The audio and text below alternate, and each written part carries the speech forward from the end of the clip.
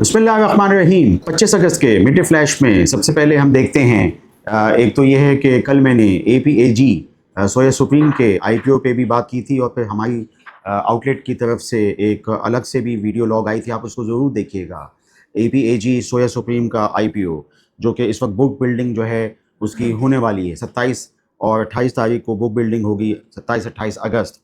और ये है कि ये शेयर इस वक्त जो ऑफ़र हो रहा है वो 32 रुपये पे हो रहा है। मुमकिन तौर पे बुक बिल्डिंग में तो उसका जो यानी कैप है वो 44.8 44 रुपये 80 पैसे पे रखा गया है। ये है कि हमारी जो फेयर वैल्यू के हिसाब से वही 38-39 रुपीज़ की पी बेस्ड, अगर ये है कि 2027 की EPS 3 रुपये के हिसाब से हो।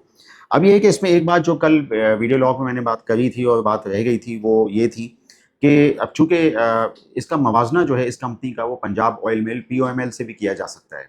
अब POML जो है वो चूँकि उसके शेयर्स कम हैं मार्केट में, तो उसकी यानी इतनी लिक्विडिटी नहीं है और ये कि कंपनी जो है वो कुछ सालों से मतलब लॉसेस में भी रही। तो ये है कि लेकिन APAG का यानी जो सोया सुप्रीम का जो ये देखते हैं हम पिछले 4-5 सालों का, तो इनकी हमें अर्निंग्स लगी, इनकी इनकी मतलब डिविडेंड्स वगैरह भी देते रहे ये जब ये अनलिस्टेड थे और कोटेड थे। अब ये है कि ये लिस्ट होने जा रहे हैं, तो ये है कि मैं इसको इस बात का हवाला देना चाह रहा था कि ये अब फूड सेक्टर के मल्टीपल्स या FMCG fast moving consumer goods, इसके मल्टीपल्स जो हैं यहाँ उसकी एप्लीकेशन इस उसमें हो सकती है APAG के अंदर। क्योंकि ये है कि अगर बुक बिल्डिंग में अगर फर्स्ट टाइम आपको शेयर मिलते भी हैं तो ये ज़रूरी नहीं है कि आप मतलब इसको जल्दी बेचें। आप ये है कि एज़ अ मतलब फूड सेक्टर का स्टॉक या FMCG का स्टॉक आप इसको रख भी सकते हैं, क्योंकि अर्निंग्स जो हैं वो बढ़ते हुए हैं और ये कि ऑपरेशंस भी बढ़ते हुए हैं और ये कि इनको अफ़गानिस्तान के हवाले से उतना नुकसान नहीं हुआ जिस तरीके से दूसरे पाकिस्तान में कंपनियां जो हैं वो उनको थोड़ा सा उनकी अर्निंग्स हिट हुई या सेल्स हिट हुई, जैसे कि हम दूसरे स्टॉक्स में देख रहे हैं। अफ़गानिस्तान के हवाले से बात हुई तो कल एक बहुत अहम रिज़ल्ट था AGP फार्मा का, अली गौहर फार्मा का। और अली गौहर फार्मा का ये जो नतीजा था ये यूँ तो थोड़े सा सेल्स और नफ़े यानी प्रॉफिट्स में खालिस मुनाफे में कमी हुई, क्योंकि यानी पिछले क्वार्टर में तकरीबन 3 रुपये 6 पैसे का था और अब जो है वो तकरीबन 2 रुपये की EPS है। लेकिन इसमें अफ़गानिस्तान की वजह बताई जा रही है कि वहाँ पे थोड़ा सा जो है वो सेल्स का जो चंक है वो नहीं जा रहा, तो वो एक चीज़ थी। बाकी इन्होंने 2 रुपये का डिविडेंड दिया है। AGP को मैं हमेशा एक अच्छी प्रोग्रेसिव ग्रोथ ओरिएंटेड फार्मा गर्दानता हूँ।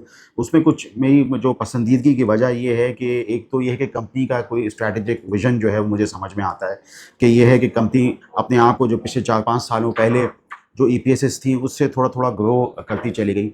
और अब ये है कि चूँकि मर्जर्स और एक्विजिशंस की एक बहुत अच्छी मिसाल है, OBS के बहुत सारे जो चीज़ें हैं वो उसमें आ गई हैं। बाज़ नई दवाइयाँ भी जो हैं वो लेकर आए हैं। तो इस तरह ये है कि आगे 4-5 सालों के तनाज़ुर में जब हम होइश पाकिस्तान को देखते हैं, पुराना सनूफी एवेंटिस, या हम हाइनून को देखते हैं, या हम हेलियॉन को देखते हैं, तो अली गौहर फार्मा भी लोकल फार्मा में एक मतलब वैल्यू इन्वेस्टमेंट या वैल्यू क्रिएशन के लिए बुरा स्टॉक नहीं है। मैंने अपने कुछ पिछले से पिछले वीडियो लॉग में लकी कोर इंडस्ट्री के बारे में भी आपको बताया था, वैल्यू इन्वेस्टमेंट के वाले से बताया था आपको कि उसके अंदर तकरीबन 4 फार्मास्यूटिकल कंपनीज आती हैं और दुनिया में जो इस वक्त ऑयल प्राइसेस का जो ये उतार चढ़ाव है और खुसूसन चढ़ाव ही है, तो वो जो है उसकी वजह से APIs की जो प्राइसेस हैं उस पे फ़र्क आता है, जिसकी वजह से थोड़ा सा फार्मा सेक्टर के जो स्टॉक्स हैं, किसी ने सामने ने सवाल पूछा था फार्मा सेक्टर क्यों नहीं चल रहा, तो इस वक्त फार्मा सेक्टर में एक बड़ी वजह ये है कि APIs जो हैं वो नैफ्था डेरिवेटिव्स के होते हैं और वो जो है इस वक्त आप जानते हैं कि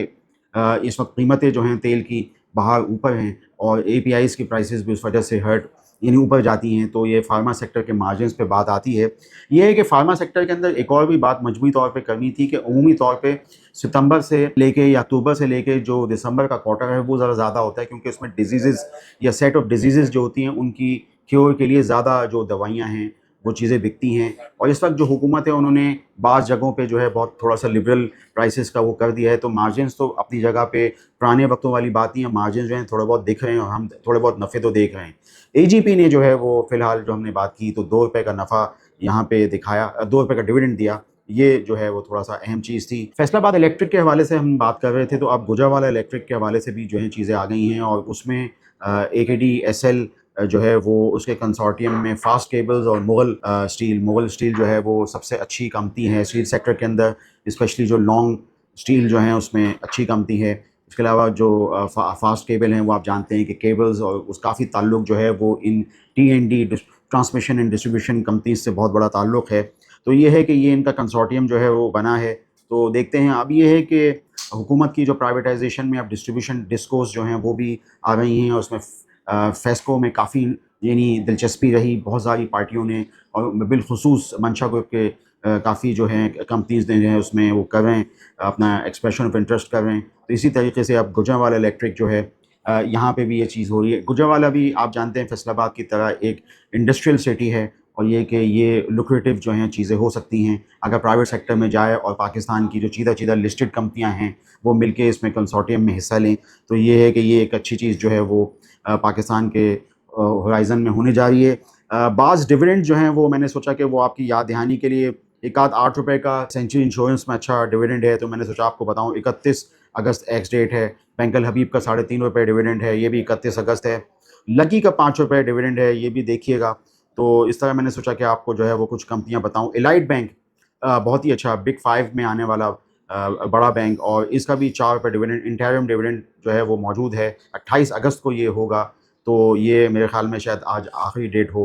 तो ये इसको ज़रा देख लीजिएगा। और उसके अलावा सिक्योरिटी पेपर, ये भी एक डिविडेंड लेने के लिए बुरी कंपनी नहीं है, और बहुत अच्छा बिज़नेस मॉडल है। ₹9 का डिविडेंड है, थोड़ा एक्स डेट आगे आ रही है लेकिन 18 सितंबर को। मगर ये है कि ये जो है वो आपकी नज़रों में होगा। और ज़रूरी तौर पे लकी सीमेंट का 17 सितंबर को है ₹5 डिविडेंड। क्या एजीपी का ज़िक्र किया, तो ज़ाहिर बात है मैं इस वक्त हर्ष पाकिस्तान जो है वो उसकी बात कर रहा था। तो अभी भी अगर आप हमारे एससीएस के पेज पे देखें फार्मा सेक्टर के, तो उसमें पी मल्टीपल्स के साथ भी आज भी हर्ष पाकिस्तान का मल्टीपल नीचे आता है इस प्राइस पे भी।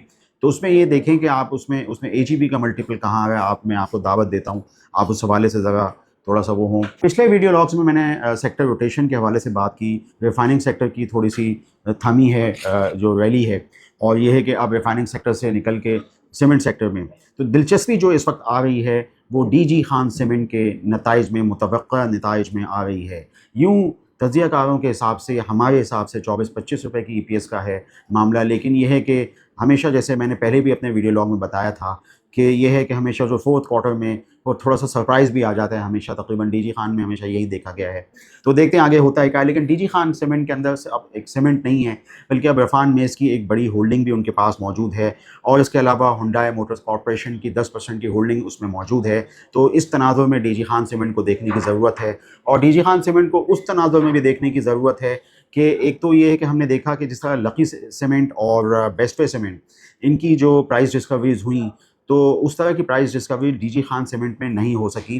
तो ये है कि मैं समझता हूँ कि थोड़ा सा यहाँ पे मौक़े मौजूद हैं। बुक्स पे थोड़ा सा एक वजह जो गर्दानी जा सकती है क्यों नहीं हुई प्राइस डिस्कवरी, वो ये है कि बुक्स पे जो डेट्स थे वो अभी भी डेट्स हैं। लेकिन ये है कि अब इरफान में इसकी डील के बाद मुमकिन तौर पे हो सकता है कि ये डेट्स जो हैं वो भी आहिस्ता आहिस्ता करके मुकम्मल या ख़त्म हो जाएँ। तो ये थोड़ा सा मैंने सोचा कि डीजी खान पे ज़रा तबसरा, लंबा तबसरा जो है वो आपकी खिदमत में कर दूँ। मैंने अपने आज के मारूज़ात में बयानिए के अंदर थोड़ा सा APAG के जो IPO है उस पे बात करी, बुक बिल्डिंग में मैंने बात करी। मैंने कहा कि इसको फूड सेक्टर या FMCG की कैटेगरी में देखा जा सकता है, तो इसके मल्टीपल यहाँ पे असाइन हो सकते हैं। ये मेरी राय थी। इसके अलावा मैंने कुछ डिविडेंड एक्स के हवाले से बात करी। मुमकिन तौर पे इसमें Allied Bank, Century Insurance, Bank Al Habib और लकी सीमेंट के डिविडेंड एक्स के हवाले से जो है वो आपको बताया। सिक्योरिटी पेपर के डिविडेंड एक्स के हवाले से आपको बताया।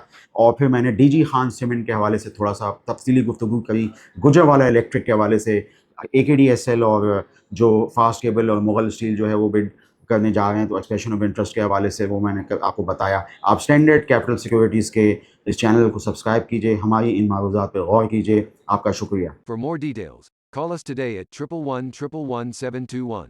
Open an account with Standard Capital Securities. Start investing in your financial future. Talk to our experts and get access to exclusive market research and much more.